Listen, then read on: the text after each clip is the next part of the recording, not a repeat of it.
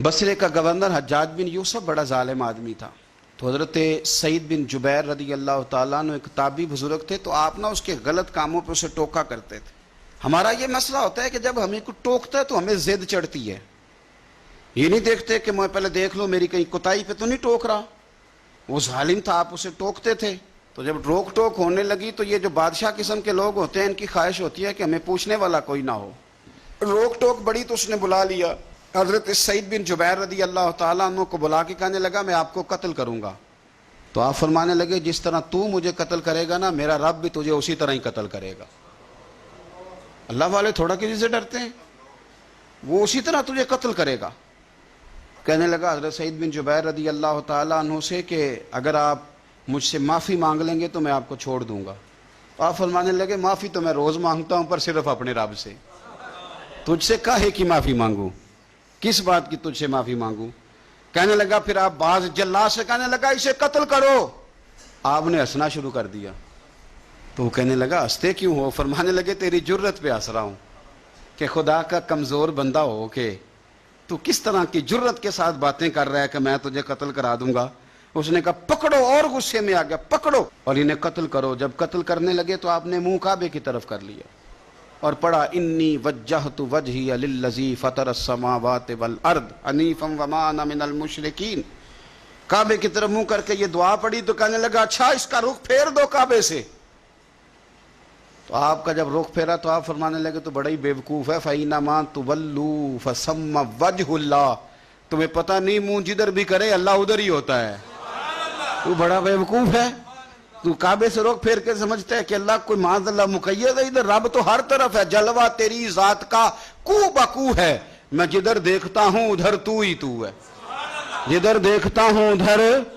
जे मैं तेनू अंदर जाना तो फिर मुक़य्यद जाना, तो जे मैं तेनू बाहर जाना तो अंदर कौन समाना।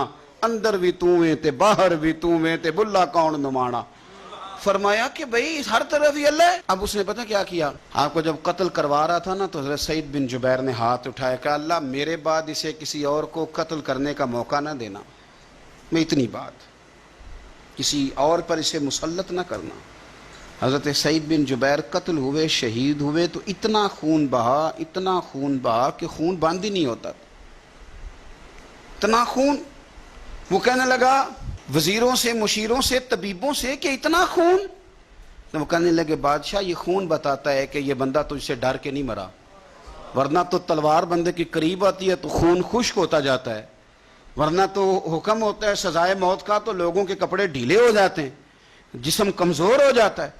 ये बंदा न डर था इसलिए इतना इसका खून निकला है कि इसे कोई डर नहीं था। हजरत सईद बिन जुबैर को कत्ल करने के बाद ना हज्जाज बिन यूसुफ 15 दिन जिंदा रहा है, सिर्फ 15 दिन। कैंसर हो गया पेट में, इतनी तकलीफ हुई कि जिस बीमारी को आज आप कैंसर कहते हैं कि किसी की समझ में नहीं आता था। तबीब गोश्त की बोटी डालता था धागे के साथ पेट में, तो बाहर आती थी तो वो गल सड़ के बाहर निकलती थी। उसके अपने भी उसके कमरे में नहीं जाते थे।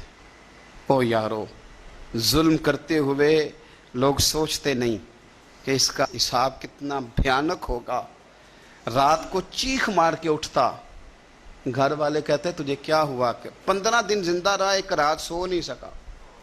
वो कहता था जब भी मैं सोता हूँ तो सईद बिन जुबैर मेरी ख्वाब में आते हैं और मेरी टांग पकड़ के घसीटते हैं तो मेरी आंखें खुल जाती हैं।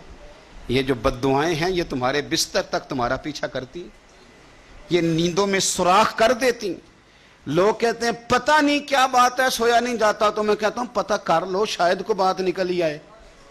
पता कर लो, देख लो, गौर कर लो, तवज्जो कर लो, शायद को बात निकल आए। अगर निकल आए ना तो फिर तौबा कर लो, और अगर निकल आए तो फिर माफी मांग लो।